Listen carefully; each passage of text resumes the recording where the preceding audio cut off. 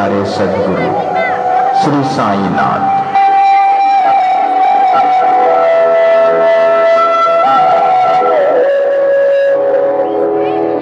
हम बच्चों पे दया करो, हम तुम्हारी संतान हैं तथा धूल में धुलित हैं।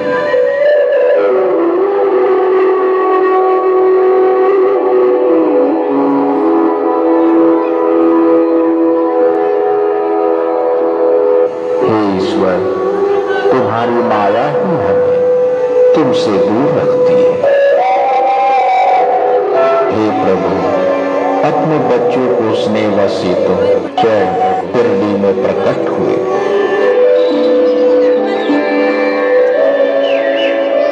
और अपने पाने के सरल नियम हमें बता गए। बाबा, हम अनभिज्ञ बालक तुमसे प्रार्थना करते हैं कि प्रत्येक जन्म में हम तुम्हारे स्नेह की अस्नग्ध छाया में ही पनपे।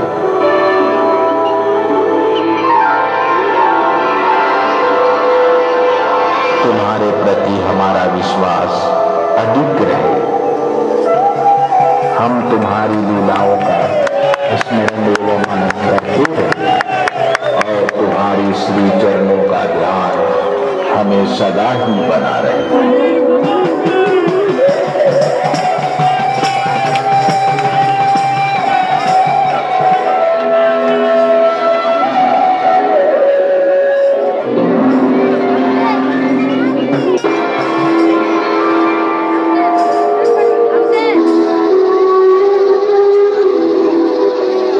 जिला औरंगाबाद के धूप गांव में चांद पाटिल नामक एक धनवान मुस्लिम रहते थे। जब वे औरंगाबाद को जा रहे थे तो मार्ग में उनकी घोड़ी खो गई। 2 मास तक उन्होंने उसकी खोज में घोर परिश्रम किया, परंतु उसका कहीं पता न चल सका। अंत में वे निराश होकर औरंगाबाद को लौट रहे थे। लगभग 4 कोस पैदल आने पर उनकी दृष्टि आम के पेड़ के तले बैठा एक फकीर पर गई, जिसने तन पर कफनी, सर पर टोपी एवं पास में एक सटका और चिमटा था। चांद पाटिल बाबा को देख ही रहे थे। तब बाबा ने बोला, क्या ढूंढ रहे हो चांद भाई? चांद पाटिल पहले तो अचंभित हो गया कि फकीर को मेरा नाम कैसे याद हुआ। फिर उसने निराशा के स्वर में कहा, क्या बोलो, मेरी एक घोड़ी थी जो खो गई है। जरा नाले की ओर भी जाके देखो। चांद पाटिल नाले के समीप गए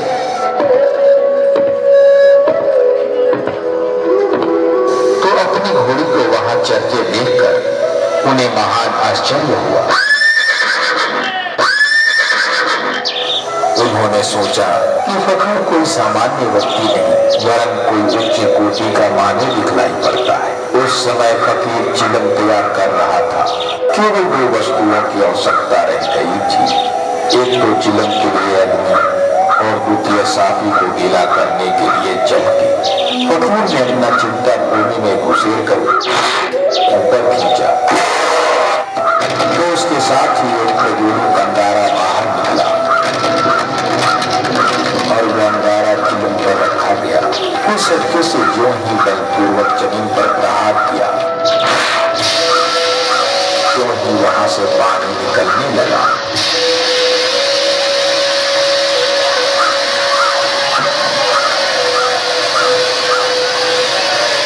और उसने साबू को भिगोकर चिलम को लपेट लिया। इस प्रकार सब प्रबंध कर फकीर ने चिलम पी। तत्पश्चात चांद पाटिल को भी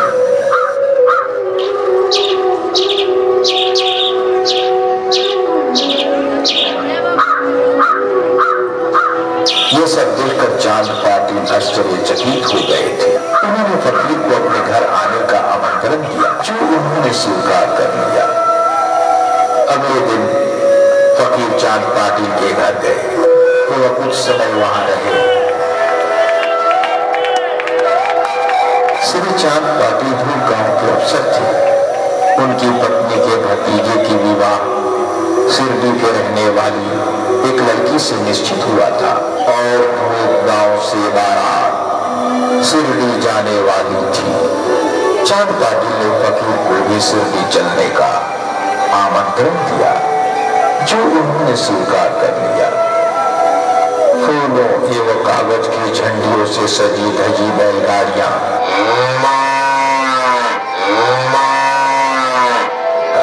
शिरडी की ओर चल पड़ी।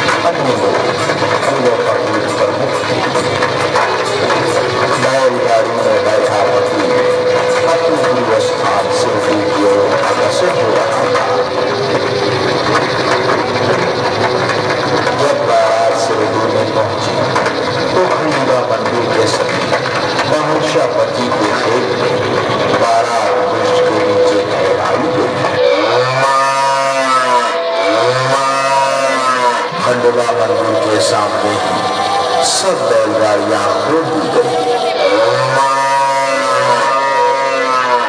और सभी बाराती एक एक करके अंदर जाने लगे।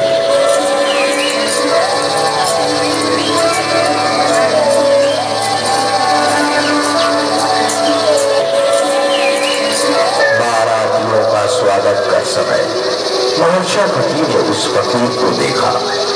वह फकीर को देखते ही थोड़ा दूर तो वह चकित रह गए, फिर वह आश्चर्यचकित होकर सोचने लगे, परम बालक है जो आज से कई वर्ष पूर्व 9 वर्ष के नीचे 16 वर्ष की तरुण अवस्था में स्वयं भक्तों के कल्याणार्थ प्रकट हुए थे। इन कुछ दिनों के पश्चात वे विलीन हो गए थे। तो वह फिर से शिरडी में उनका पुण्य आगमन देख उनकी खुशी का बराबर न रहा और वो उन्हें उल्लास के स्वर में कहा, आओ साईं, कहकर उनका अभिनंदन किया। वहां उपस्थित अन्य लोग आश्चर्यचकित रह गए। एवं साईं शब्द से ही संबोधित कर उनका आदर किया। तत्पश्चात सभी उन्हें साईं साईं कहकर पुकारने लगे।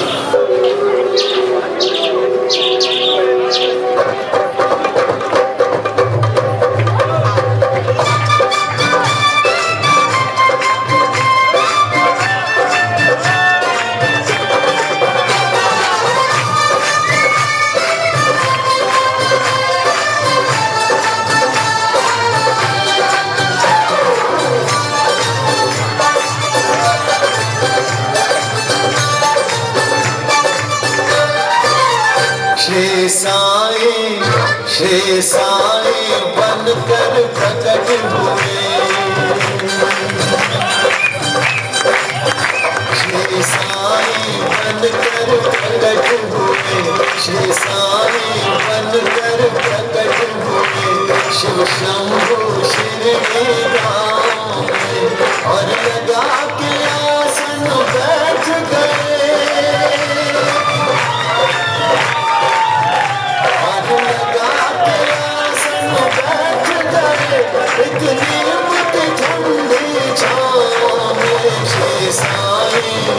श्री साईं बनकर प्रकट हुए, शिव शंभु शिरडी गाँव में।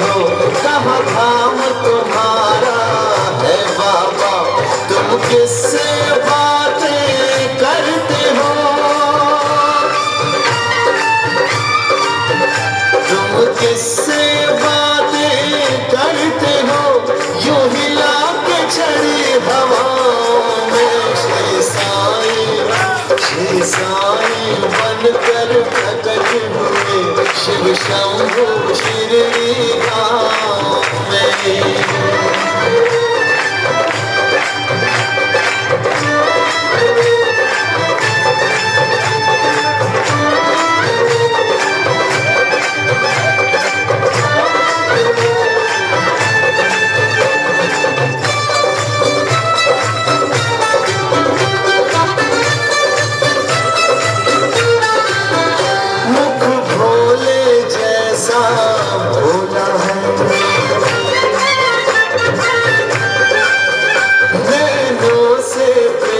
छलकता है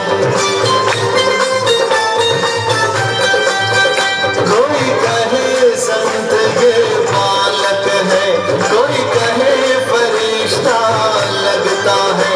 चोला फकीर का है तन पे, चोला फकीर का है तन पे, छाले फूलों से श्री साईं बनकर प्रकट हुए शिव शंभू शिरडी गाँव में।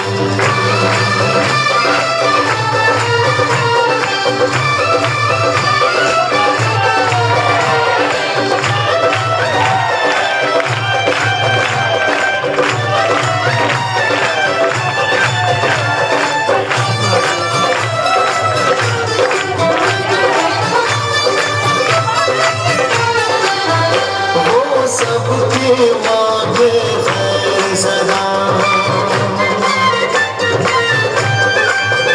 है सबके लिए होठों पे दुआ। हर कष्ट मिटा उस प्राणी का साईं ने जिसे एक बार छुआ, उसकी रहमत के चर्चे हैं, उसकी रहमत के चर्चे हैं।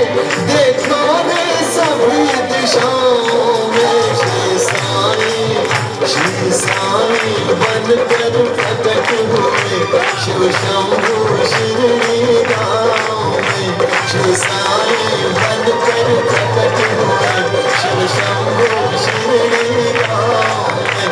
श्री साईं बनकर प्रकट हुए शिव शंभू शिरडी गाँव में।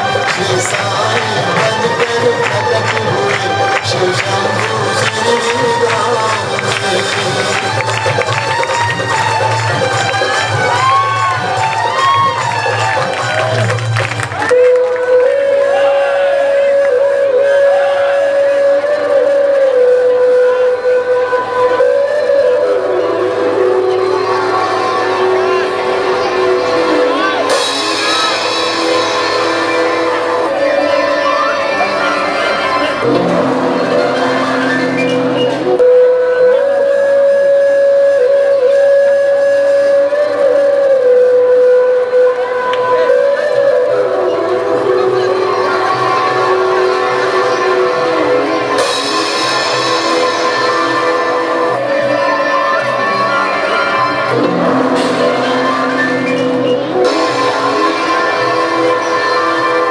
शिरडी वासियों के भाग्य की कौन कल्पना कर सकता है, जिनके द्वार पर भिक्षुक के रूप में खड़े रहकर पुकारा करते।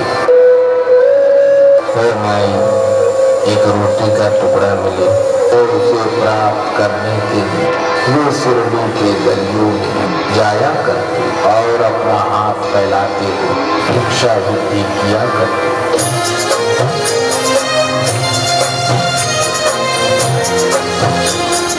भिक्षा दे भाई, भिक्षा दे भाई, तेरे द्वार पे चल कर आया शिरडी वाला साईं। भिक्षा दे भाई, भिक्षा दे भाई।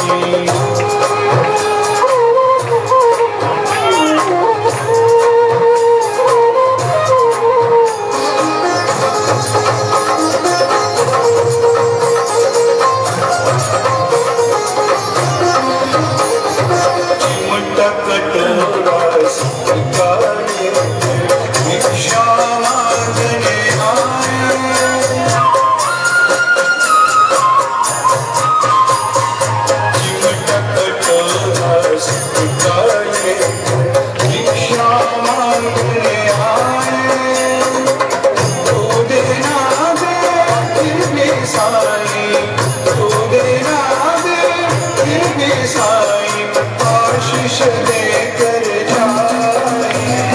भिक्षा दे भाई, भिक्षा दे भाई, तेरे मार्ग चल कर आया शिरडी बाबा साईं। भिक्षा दे भाई।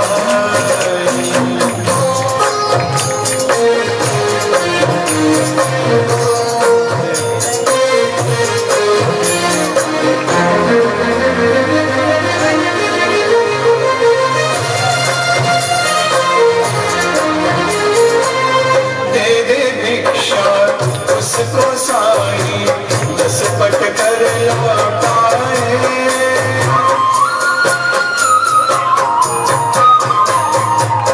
दे दे भिक्षा उसको साईं 10 पट कर लौटाए।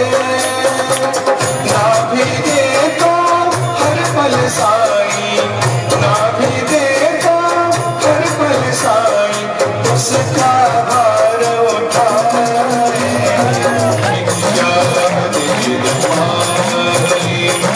भिक्षा दे भाई, तेरे द्वार पे चल कर आया शिरडी बाबा साईं। भिक्षा दे भाई।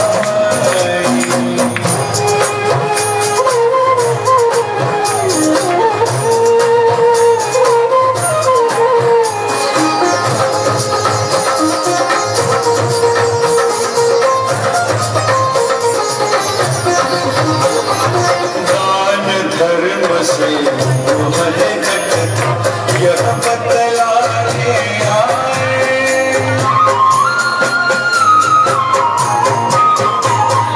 दान धर्म से मोह घटता यह बतलाने आए।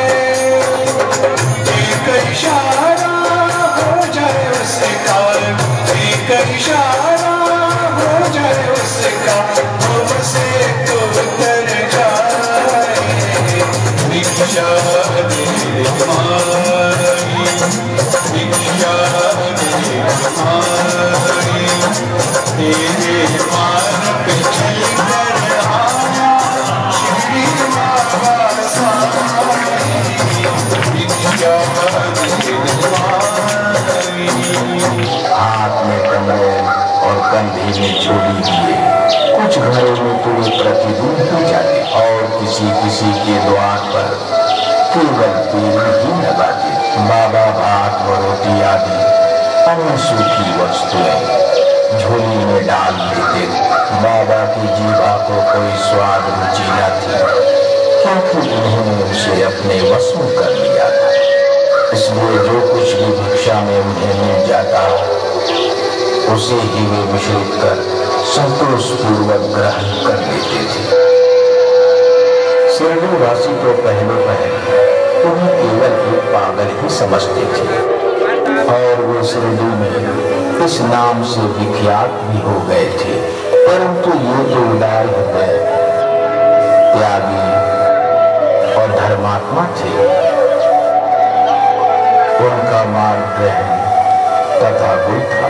फिर भी ग्राम में कुछ ऐसे श्रद्धावान और सौभाग्यशाली व्यक्ति थे जिन्होंने उन्हें पहचान कर एक महान पुरुष माना। तात्या कोटे की माता, जिनका नाम बाईजाबाई था, उनकी सेवा तथा श्रद्धा की रीति बड़ी ही विलक्षण थी।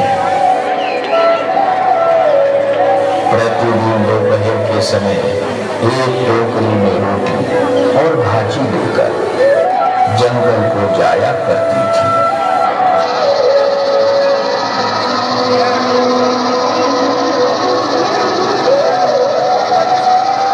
वे जंगल में कोसों दूर जाती और बाबा को ढूंढकर उनके चरण पकड़ती थी। बाबा तो शांत और ध्यान मग्न बैठे रहते थे। वे एक पत्तल बिछाकर उस पर सब प्रकार के व्यंजन आदि जैसे रोटी साग आदि परोस दी और बाबा से भोजन करने के लिए आग्रह करती। बाबा मेरा ये भोजन ग्रहण करो बाबा। बाबा बाईजा के प्यार से परोसी हुई भोजन एक कुंडी में डाल देते और पशु और पक्षियों को भी उसे भोजन का भागीदारी बना लेने के लिए आग्रह करते। सभी पशु और पक्षियां प्रेमपूर्वक उस भोजन को ग्रहण करते।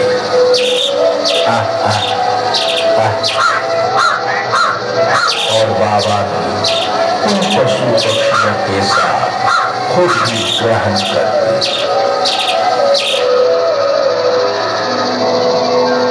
बाईजा ये दृश्य देख अचंभा रह जाती थी और पशु पक्षियों के प्रति प्यार और दयालुपन देख उसका मन प्रसन्न हो उठता था।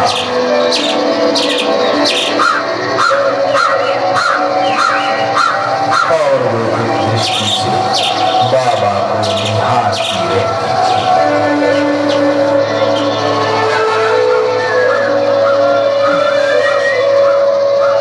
कुछ वर्षों के बाद बाबा ने जंगल में विचरना त्याग दिया। वो गांव में ही रहते और मस्जिद में ही भोजन करने लगे।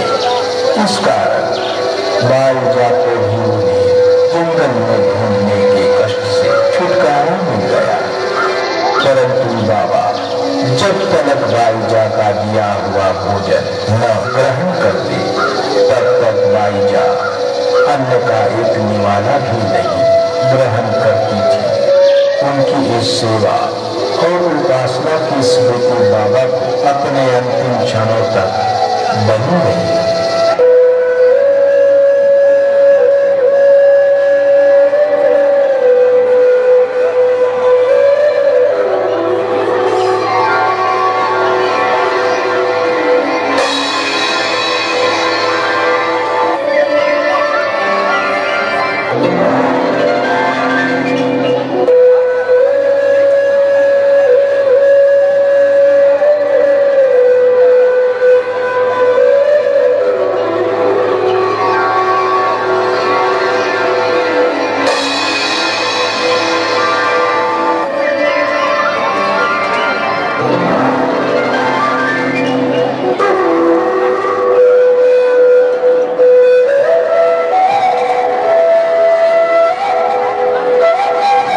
श्री साईं बाबा के अनेक भक्तों में अनन्य भक्त श्री गणपतराव दत्तात्रेय सहस्त्रबुद्धे अर्थात दासगणु थे।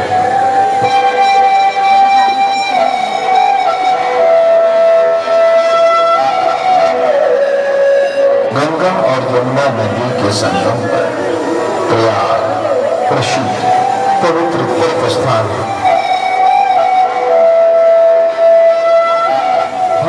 ऐसी भावना है कि वहां स्नानादि करने से समस्त पाप नष्ट हो जाते हैं। इसी कारण प्रत्येक पर्व पर सहस्त्रों भक्तगण वहां जाते और स्नान का लाभ उठाते हैं। एक बार दासगणों ने भी वहां जाकर स्नान करने का निश्चय किया। इस विचार से भी बाबा से आशीर्वाद प्राप्त करने के लिए उनके चरणों पर शीश झुकाने गए।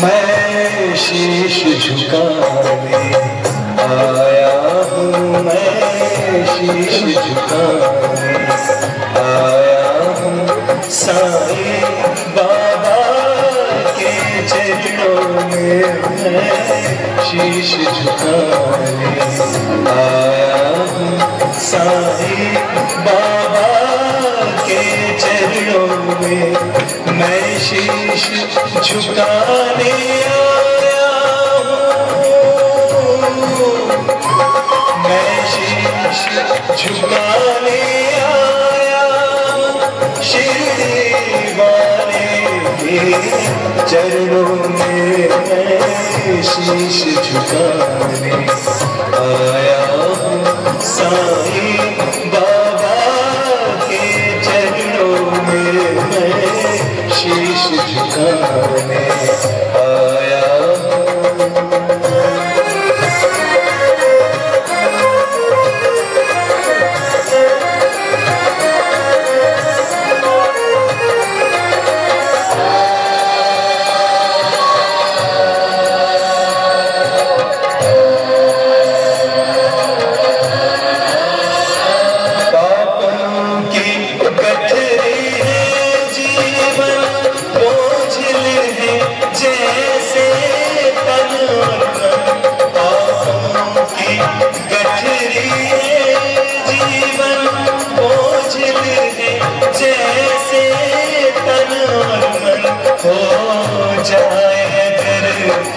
साईं कृपा धुल जाए मेरा अंतर मन पापों को मिटाने आया हूँ मैं खुद को माने आया हूँ साईं बाबा के चरणों में मैं शीश झुकाने आया हूँ साईं बाबा के चरणों में मैं शीश झुकाने आया हूँ,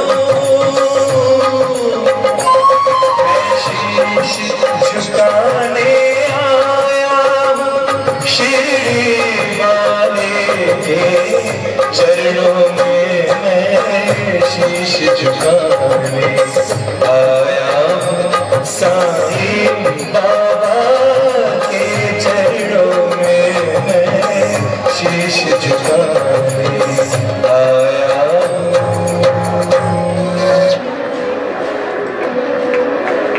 बाबा गंगा और गंगा नदी के संगम में प्रयाग प्रसिद्ध पवित्र स्थान है। इसलिए मैं उस प्रयाग में स्नान कर पूर्वक जन्म पापों से मुक्त होना चाहता हूँ। मुझे आशीर्वाद कीजिए बाबा। इतनी दूर व्यर्थ भटकने की क्या आवश्यकता है दास बनो। अपना प्रयाग तो यही है कि मुझ पर विश्वास करो। बाबा को कहन मात्र दास बनो जैसे ही बाबा के चरणों पर नतमस्तक हुए तो उन्होंने देखा बाबा के श्री चरणों से गंगा और यमुना की धारा वेग से प्रवाहित होने लगी।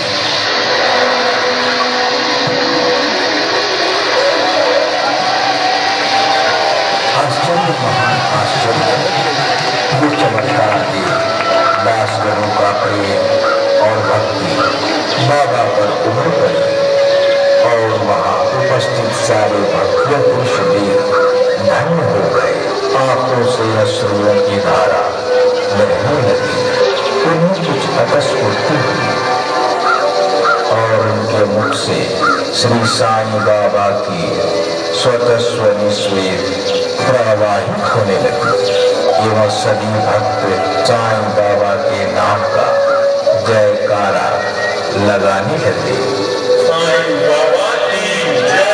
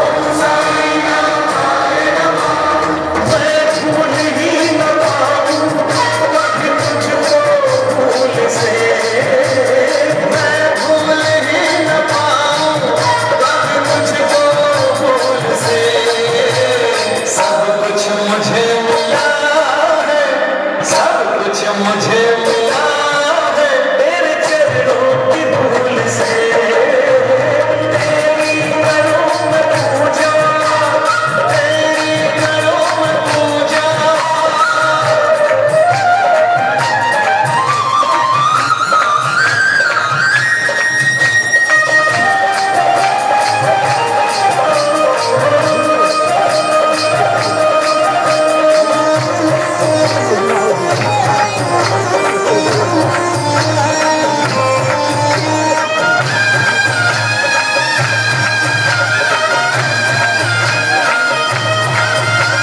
सतयुग में साईं आए, देवों के देव बन के, हमें रामायण देखा के राम बन के।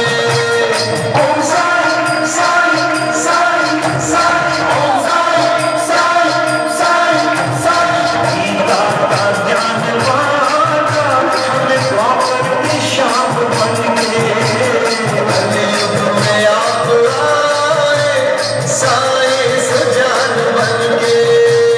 श्रद्धा सबूर पाई है,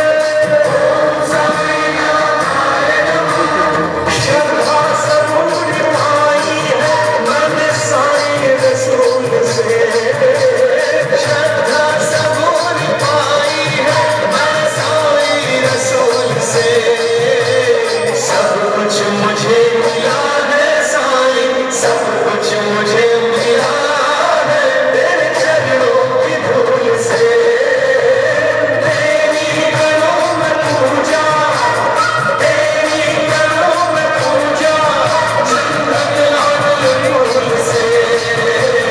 सब कुछ मुझे मिला है साईं, सब कुछ मुझे मिला है तेरे चरणों की धूल से, तेरी करूं मैं पूजा, तेरी करूं मैं पूजा। ओ मेरे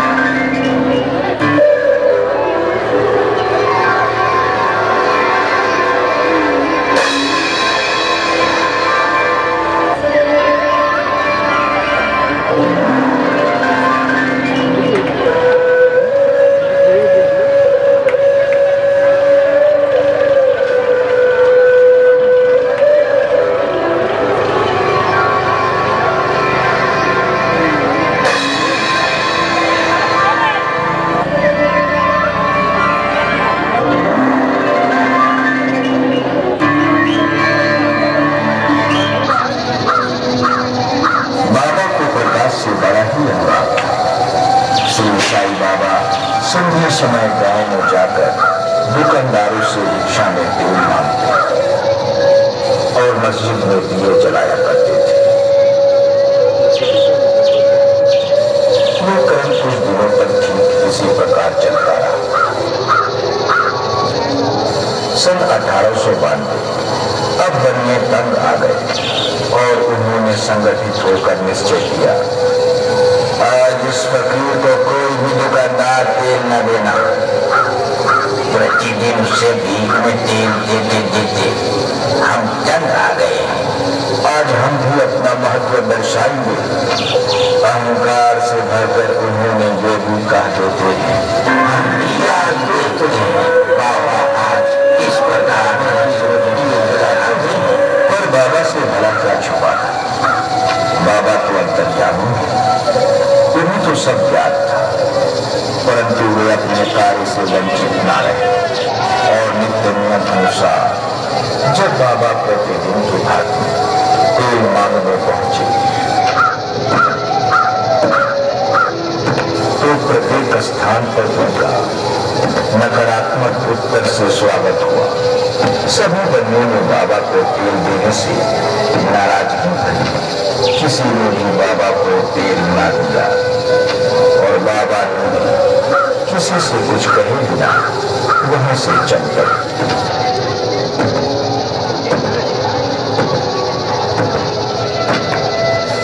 और बाबा अपने मस्जिद को लौट गए। पर बनिए तो बड़े ही उत्सुक थे।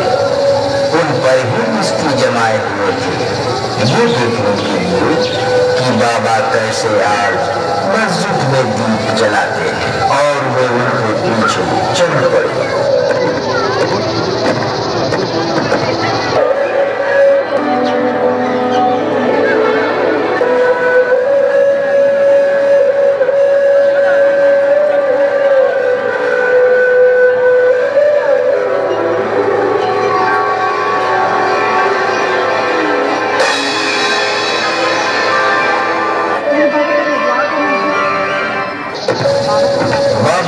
मस्जिद को लौट आए।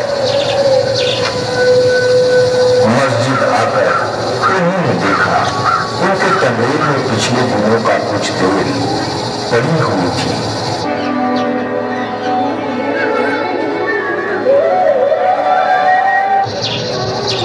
फिर उन्होंने मस्जिद में रखे घड़ी को उठाया और उससे पानी कमरे में डाल दिया।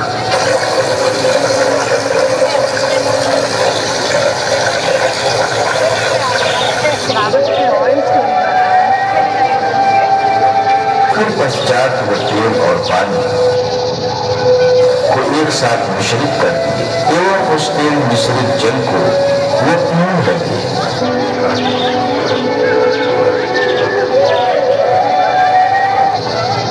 तत्पश्चात बाबा उस तेल मिश्रित पानी को पुण्य तंबेल में 3 पार्ट में उबल दिए।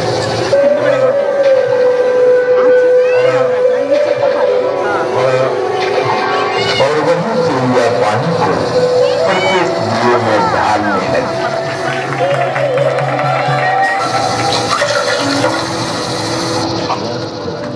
एक बनो, नए बनो और साईं दरबार के खाते से जैसा तुम्हारा कर्म है वैसा ही फल पाने के लिए तैयार रहो, तैयार रहो, तैयार रहो।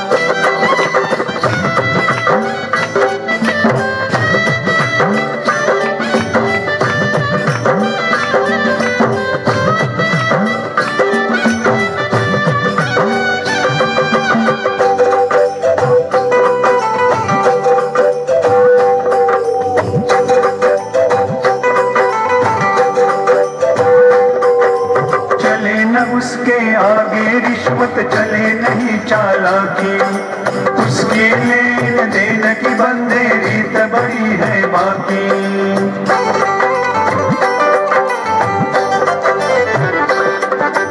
चले न उसके आगे रिश्वत चले नहीं चालाकी, उसकी लेन देन की बंदे रीत बड़ी है बाकी। समझदार तो चुप रहता है, समझदार तो चुप रहता है, मूर्ख शोर मचाता मेरे साईं के दरबार में। सब लोगों का खाता मेरे बाबा के दरबार में, सब लोगों का खाता।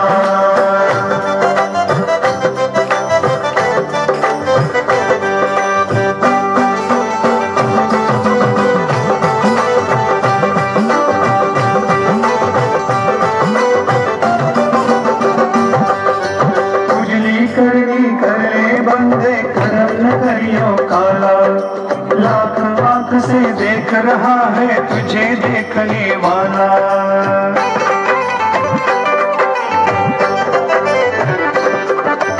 उजली करनी कर ले बंदे, करम न करियो काला।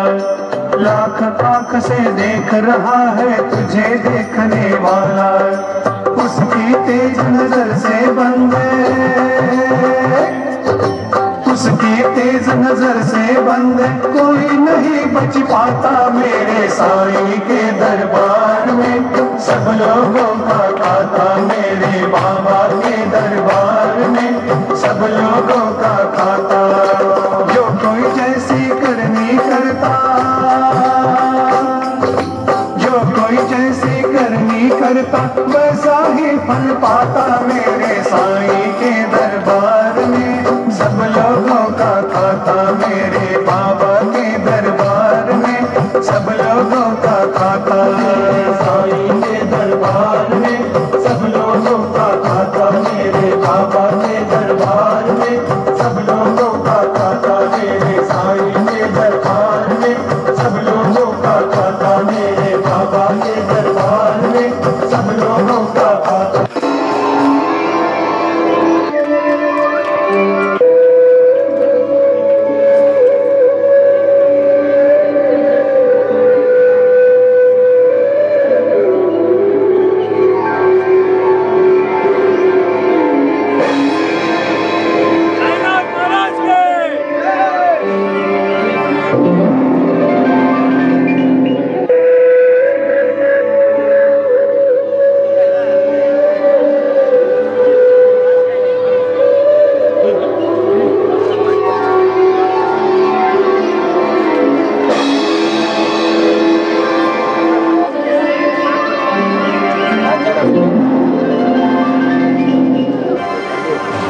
सन 1910 में बाबा दीपावली के शुभ अवसर पर धुनी के सन्मुख बैठे हुए अग्नि ताप रहे थे तथा साथ ही धुनी में लकड़ी डालते जा रहे थे।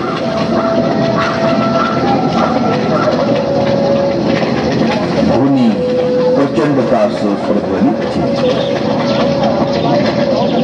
कुछ समय पश्चात उन्होंने लकड़ी डालने के बदले अपना हाथ धुनी में डाल दिया और हाथ बुरी तरह से झुलस गई। यह देख नौकर माधव राजेश दौड़ता हुआ आया और बाबा को बलपूर्वक पीछे खींच लिया और बोला, बाबा आपने ये क्या किया? बाबा आपने अपना हाथ धुनी में क्यों डाल दिया? देवा बाबा सावधान होकर कहने लगे, यहाँ से कुछ दूर पर एक लोहारिन जब भट्टी ढुक रही थी, उस समय उसके पति ने उसे बुलाया। कमर से बंधे हुए शिशु का ध्यान छोड़ वह शीघ्रता से वहां दौड़कर गई। अब भाग्यवश शिशु फिसलकर भट्टी में गिर पड़ा। मैंने तुरंत ही भट्टी में हाथ डालकर शिशु के प्राण बचा दिए। बाबा आप तो महान थे बाबा, आपकी ये सर्वनादिकता की महिमा भला हमें कैसे ज्ञात हो, जबकि आप सर्वस्वर में व्याप्त हो, परंतु आपका हाथ जल गया है देवा। मुझे अपना हाथ जल जाने की कोई दुख नहीं है माधव, परंतु मुझे संतोष है कि मैं एक मासूम शिशु की प्राण बचाता है, लेकिन यह हाथ बुरी तरह से झुलस गई। तुरंत ही इसकी चिकित्सा करवानी पड़ेगी। यह कह माधव राजेश तुरंत बाबा का हाथ जलने की खबर नाना साहेब चांदोलकर को देने गया। बाबा का हाथ जमने का समाचार पाकर श्री नाना साहेब चांदोलकर बंबई के सुप्रसिद्ध डॉक्टर श्री प्रेमानंद के साथ दवाइयां, लेप, मरहम तथा पट्टियां आदि के साथ लेकर शीघ्रता से माधवराव के संग शिरडी को आए। बाबा, मैं नाना साहेब और डॉक्टर दोनों को साथ लाया हूँ। बाबा, ये रहे डॉक्टर प्रेमानंद, आप इनसे मरहम पट्टी करवा ले। बाबा, मुझे कोई मरहम पट्टी की जरूरत नहीं है नाना, वो खुद ही भर जाएंगे। अल्लाह उसकी रखवाली करेंगे।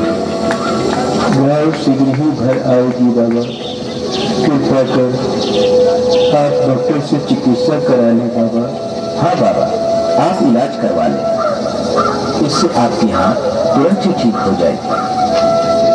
पर बाबा ने ये कहते हुए टाल दिया कि केवल अल्लाह ही मेरा डॉक्टर है। उन्होंने हाथ का परीक्षण करवाना अस्वीकार कर दिया। फिर डॉक्टर और नाना दोनों ही निराश होकर वहां से चल पड़े।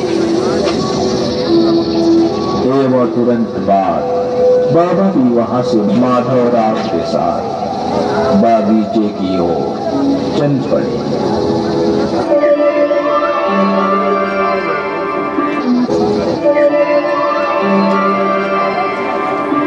इसके पश्चात यह सेवा कार्य मिला। एक कुष्ठ रोगी पीड़ित भक्त जिसका नाम भागवती सिंह था, वो पिछले जन्म में अनेक पाप कर्म किए थे। इस कारण वे कुष्ठ रोग से पीड़ित थे। उनकी उंगलियां बन चुकी थी और शरीर पीप आदि से भरा हुआ था, जिससे दुर्गंध भी आती थी। यद्यपि ब्रह्म दृष्टि से वे दुर्भाग्य प्रतीत होते थे, परंतु बाबा का वही प्रधान सेवक थे।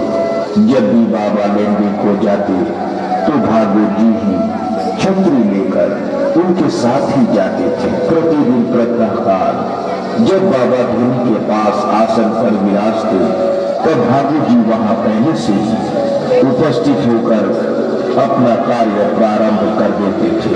उनका प्रतिदिन का कार्य था लकड़ी लाना आदि प्रबंध करना।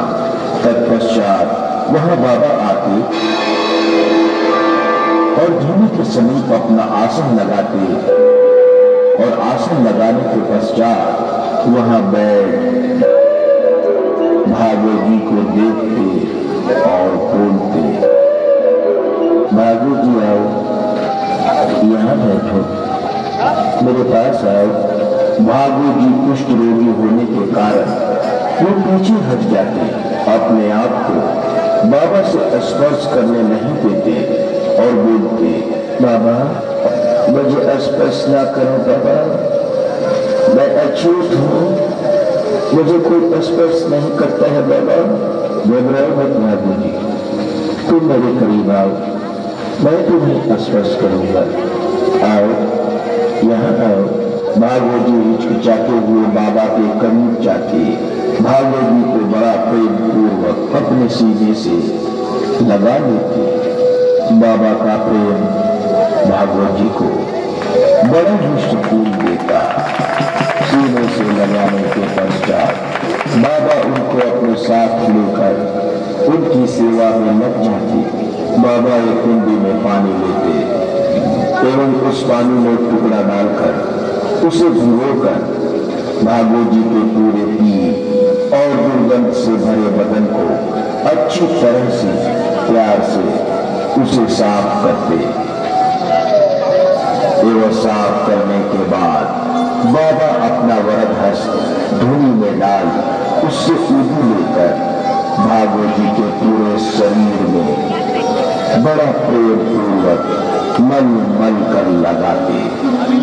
इससे भागवत जी का कुष्ठ रोग से बहुत सुधार प्राप्त हुआ था। भागवत जी भी बाबा की सेवा शुश्रूषा में पीछे न थे। बाबा तो दया के सागर है, बाबा की दया तो सब पर बनी रहती। परंतु बाबा का एकमात्र सेवक भागो जी ही थे।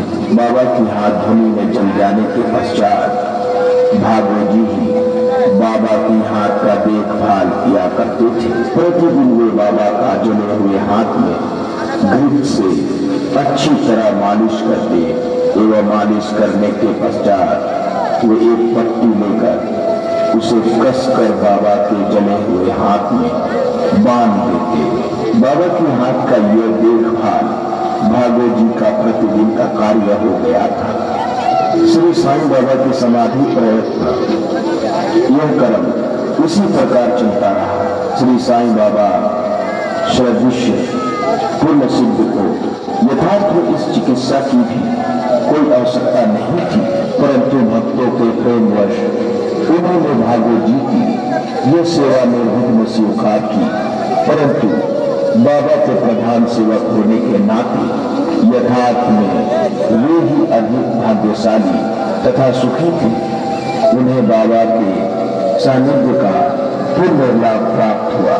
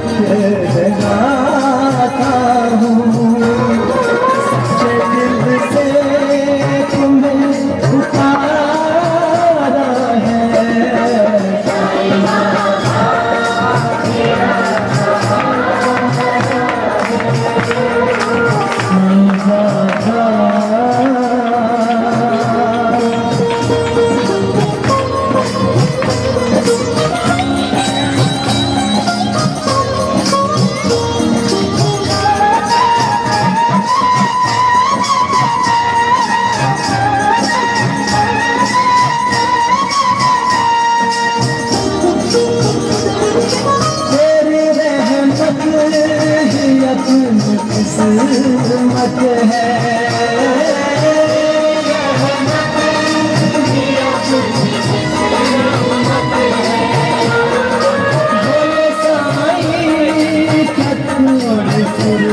फुर्सत है, मेरे सर पे भी हाथ अब रख दो, मेरे सर पे भी हाथ अब रख दो, नहीं आता नजर किनारा है,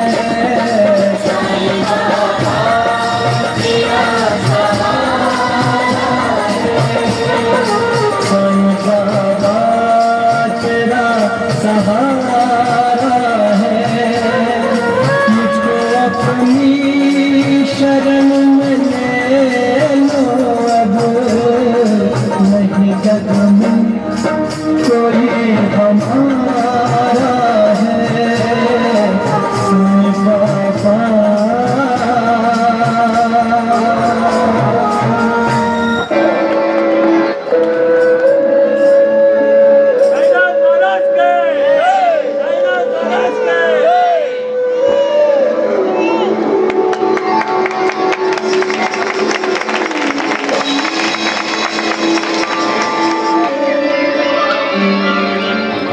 तथा हर समय उनसे वार्तालाप करके प्रत्येक विषय में परामर्श भी लिया करते थे।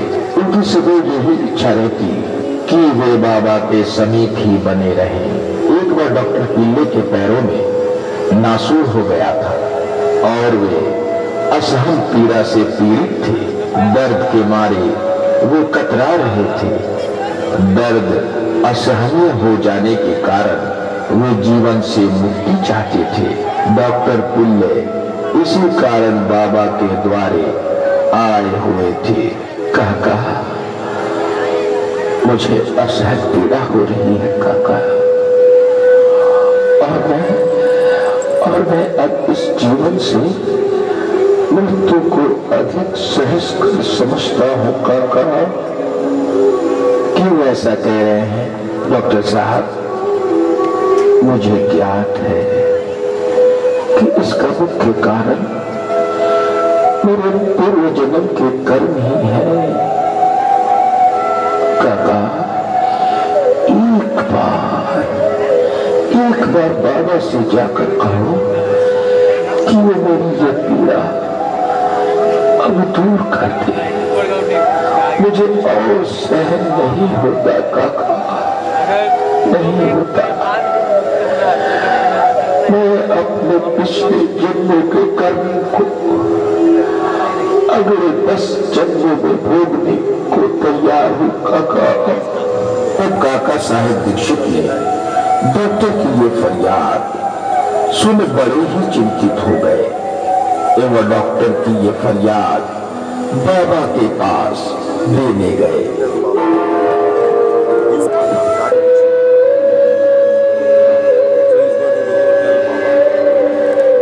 तत्पश्चात काका साहेब दीक्षित बाबा के पास जाकर उपस्थित हुए एवं बाबा को ये फरियाद सुनाई।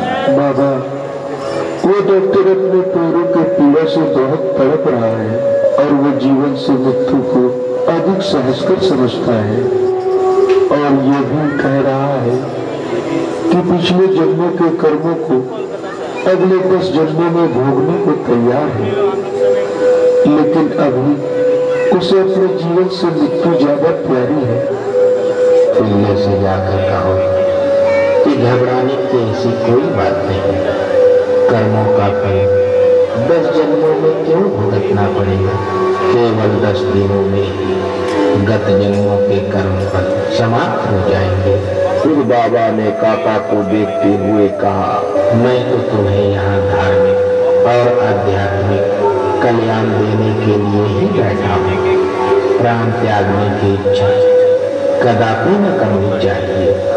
जाओ, किसी के पीठ पर लाद कर उन्हें यहाँ ले आओ। मैं सदा के लिए उनका कष्टों से छुटकारा कर दूंगा। ठीक है बाबा। यह काका साहेब दीक्षित वहां से चल पड़े। ये ठीक उसी तरह अपने 2 कर्मचारियों से कह डॉक्टर पिल्ले को कंधे में लादकर सुरक्षा पूर्वक बाबा के आदेश अनुसार तब उसी स्थिति में वहां लाया गया, अर्थात बाबा के समीप में उसे लाकर उपस्थित किया गया। फिर बाबा ने डॉक्टर पिल्ले को सुखपूर्वक अपने दाहिने ओर और उसके सिरहाने अपने गादी देकर सुख से लिटा दिया और लिटाने के पश्चात डॉक्टर पिल्ले से कहा, क्यों तुम अपने जीवन से उब गए हो? इसकी मुख्य औषधि तो ये है कि पिछले जन्मों के कर्म फल को अवश्य इस जन्म में ही भोग लेना चाहिए, ताकि उसके सदैव के लिए छुटकारा हो जाए। हमारे कर्म सुख दुख के कारण होते हैं, इसलिए जैसी भी परिस्थिति है उसी में संतोष करना चाहिए। अल्लाह ही सबको फल देने वाला है और वही सबकी रक्षा करता है।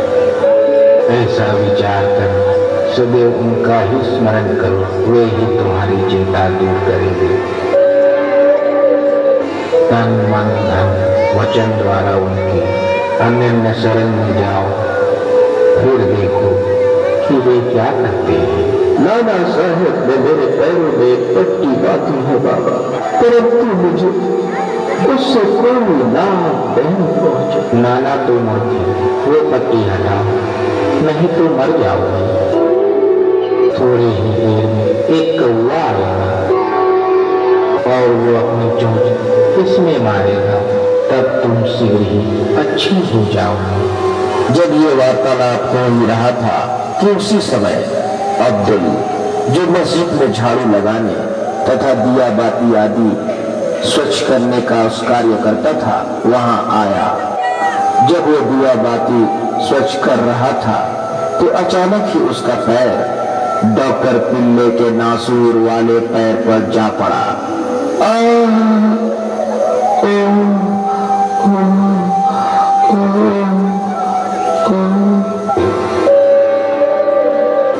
वो कौवा कब आएगा और चोंच मारेगा? वो फिर से क्यों आएगा? क्या तूने कौवे को नहीं देखा? अब वो नहीं आएगा। नहीं आएगा। अब जिसने तुम्हारा पैर दबाया वही कौवा है। वो अब फिर से क्यों आएगा? शीघ्र ही ठीक हो जाओगे।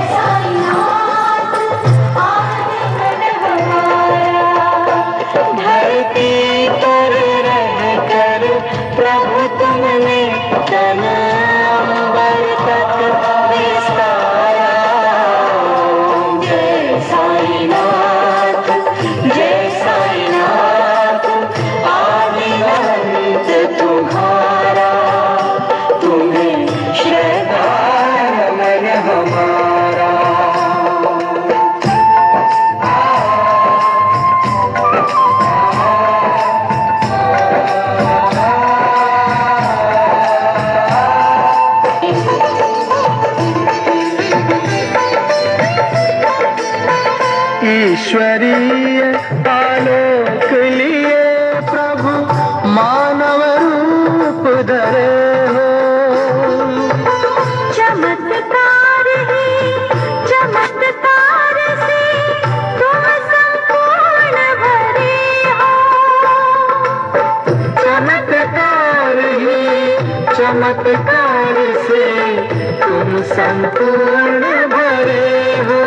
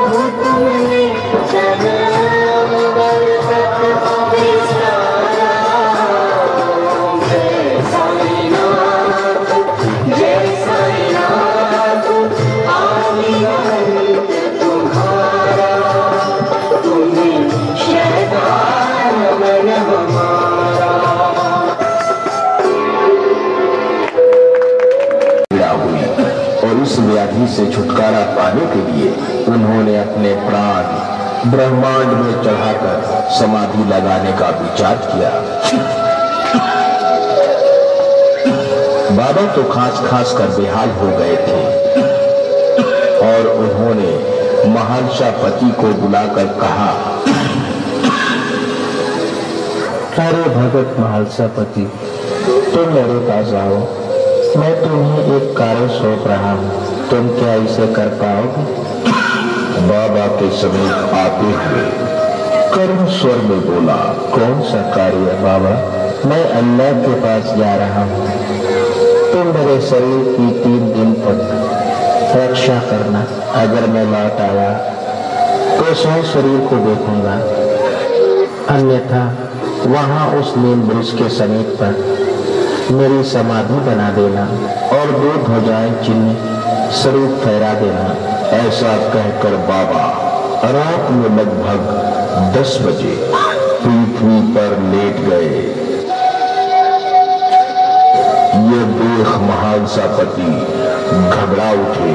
बाबा बाबा बाबा बाबा कहकर चिल्लाने लगे एवं बाबा के मस्तिष्क को अपने गोद में लेकर बाबा को उठाने की चेष्टा करने लगे। बाबा का सांसोच्छ्वास बंद होने को आने लगे। आखिर में ऐसा दिखाई देने लगा कि जैसे उनके शरीर में प्राण ही ना हो। बाबा अपना प्राण त्याग कर चुके हैं।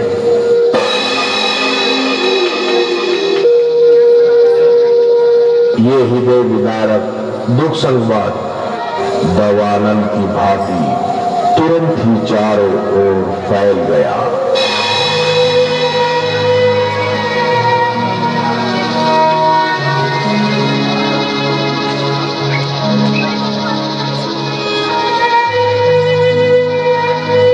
शिरडी में सब नर नारी और बालगण मस्जिद की ओर दौड़े।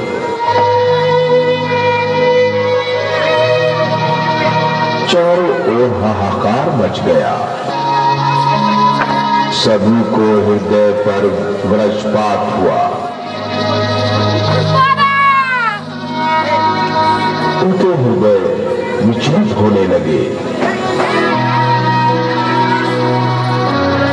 कोई जोर जोर से चिल्लाकर रुदन करने लगा।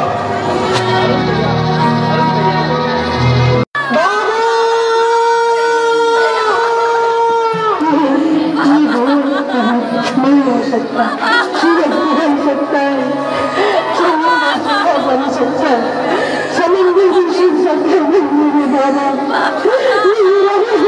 बन सकते। ऐसा ना बोलो लक्ष्मीबाई, बाबा मरे नहीं, उन्होंने तो अपना शरीर त्यागा, वे फिर से जीवित होंगे। लक्ष्मीबाई कभी तातिया बाबा को जगाने के लिए गा उठा।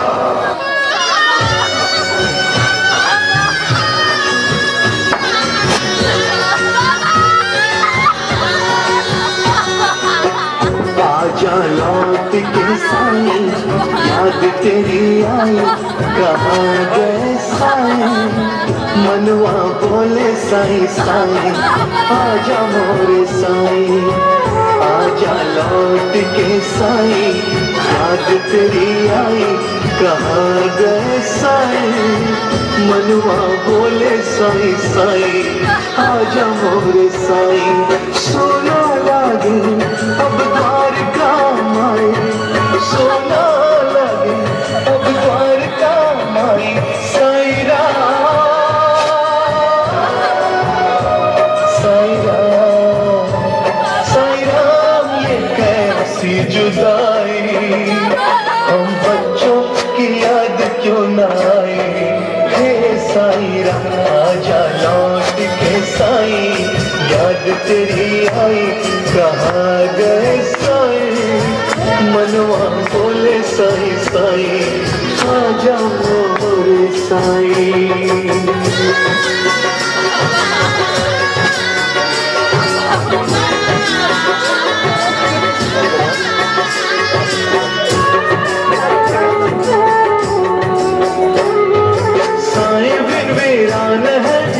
शिरडी नगरिया तुम बिन लेगा कौन बच्चों की खबरिया।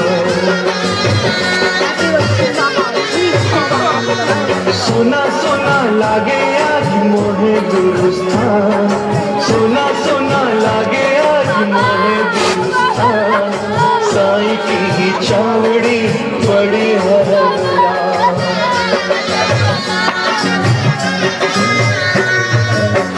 दे दे भिक्षा माई कहते थे साईं, लीला रचाए मनवा बोले साईं साईं, आजा मोरे साईं। सोना लागे अब द्वारका माई, सोना लागे अब द्वारका माई, साईं राम साईं राम साईं राम, ये कैसी जुदाई, हम बच्चों की याद क्यों ना आए। हे साईं राम आजा लौट के साईं, याद तेरी आई कहाँ गए साईं, मनवा बोले साईं साईं, आजा मोरे साईं।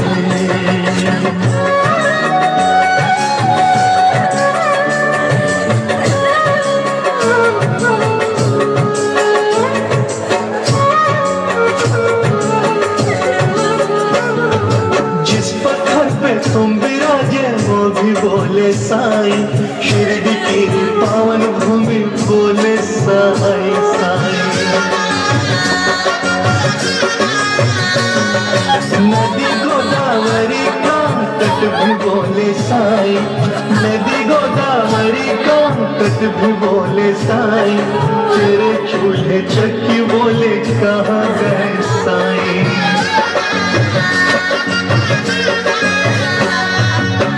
शिरडी में धोनी रमाई तुमने बाबा साईं, ज्ञान ज्योत जलाई, मनवा बोले साईं साईं, आजा मोरे साईं। सोना लागे अब द्वारका माई, सोना लागे अब द्वारका माई, साईं राम साईं राम साईं राम, ये कैसी जुदाई, हम बच्चों की याद क्यों ना आए। हे साईं राम आजा लौट के साईं, याद तेरी आई कहाँ गए साईं, मनवा बोले साईं साईं, आजा मोरे साईं। साईं राम साईं राम साईं राम साईं राम। तत्पश्चात वहां शिरडी के उच्च अधिकारी एवं गांव के बड़े लोग आकर उपस्थित हुए एवं बाबा के शरीर को लेकर वाद विवाद शुरू हुआ। इस घटना के निमित्त कुछ लोगों की कमेटी बनाई गई। कमेटी के प्रमुख अधिकारी ने बोला, जल्द से जल्द इस मृतक शरीर का क्रियाकर्म कर दिया जाए, वरना सारे गांव में बीमारी फैल जाएगी। पर इस मृतक को कौन सा विधिवत क्रियाकर्म किया जाए? इसे जलाया जाएगा या दफनाया जाएगा? तभी क्रोध में आकर तात्या ने कहा, खबरदार, जो मेरे बाबा को कोई मत कहा तो मेरे बाबा मरे नहीं है, वो सिर्फ अपना शरीर त्याग कर गए हैं और वो 3 दिन बाद फिर से जीवित हो उठेंगे। आज तक कहीं सुना है कि कोई आदमी मरने के बाद जीवित हुआ है? तो ये कैसे जीवित हो सकता है? बाबा कोई आदमी नहीं है, ये तो एक ईश्वर है, असाधारण योगी जिनके पास समस्त योगिक शक्तियां हैं, इसलिए उनके प्राण लौटना संभव है। तत्पश्चात वहां अहमदनगर से एक बड़े डॉक्टर को लाया गया।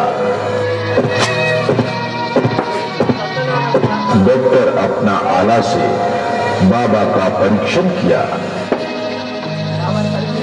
पूरे परीक्षण कर वो आश्चर्य रह गया और बोला, ओह गॉड, व्हाट इज दिस? कितना आश्चर्य की बात है। वो परसों रोज करीब 10 बजे तक मरा है, लेकिन अभी तक इसका शरीर न शीतल हुआ है न ही सख्त हुआ है। It impossible. लेकिन फिर भी किसी डेड बॉडी को इतना देर रखना, इट इज वेरी डेंजरस। इससे गांव में बीमारियां भी फैल सकती है। So I am a doctor, I advise you, it's left to you.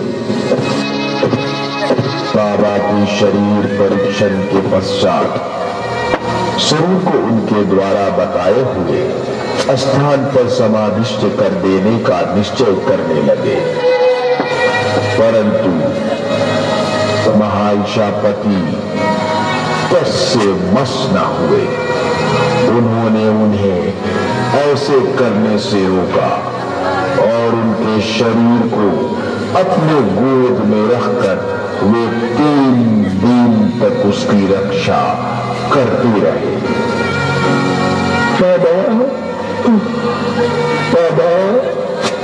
बाबा अभी से भी उठ जाइए बाबा, अभी से भी उठ जाइए बाबा, और निधन ना करे बाबा।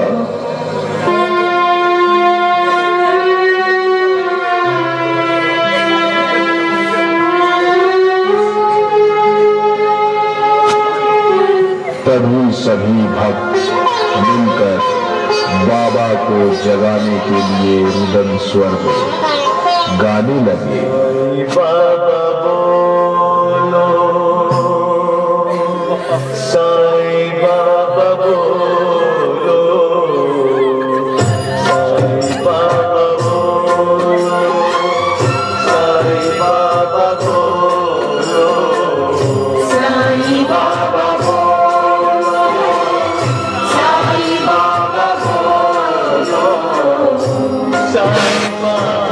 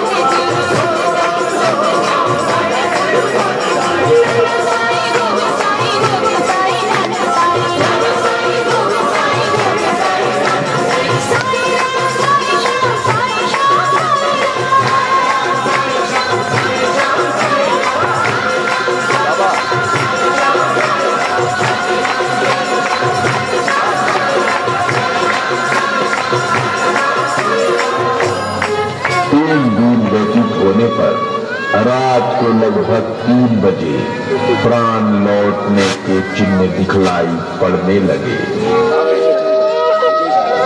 अचानक श्वासोच्छ्वास सुनने चालू हो गया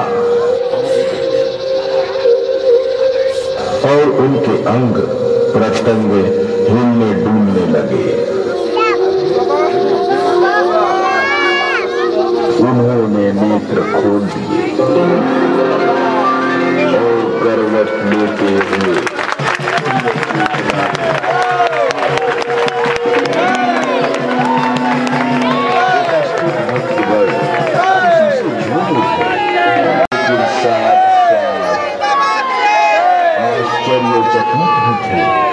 सब मिल बाबा बाबा कह साईं बाबा की जयकारा लगाने लगे।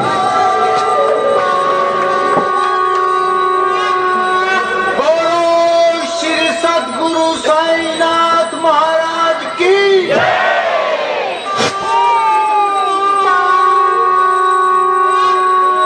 बोलो श्री सद्गुरु साईनाथ महाराज की